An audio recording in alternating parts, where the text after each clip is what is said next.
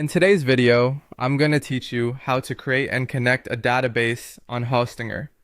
Let's dive right in and make this process as smooth and straightforward as possible. First, you'll want to open your preferred web browser and head over to the Hostinger website. Once you're there, log into your account. If you haven't set up an account yet, you'll need to do that first. Just follow the usual sign-up steps. Once logged in, find the control panel for your hosting account. Here, you'll see a button labeled Manage next to your domain. Click on Manage to access your hosting dashboard. Now glance over to the left-hand side of the screen. This is where you're going to look for a section titled Database.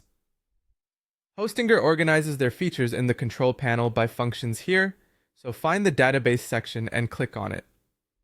This will take you to the Database Management area. After you're in the Database area, your next task is to access hPanel.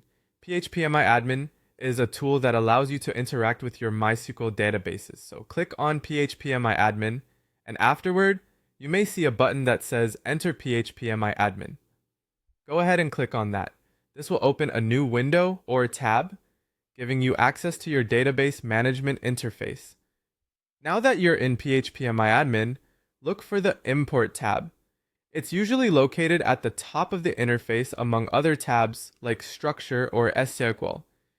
Click on Import to move to the next stage in the process. You'll now see an option to choose a file. This is for uploading your database files, probably in a .SQL format, to your server. Click on Choose File and navigate through your computer's files to select the correct database file you wish to import.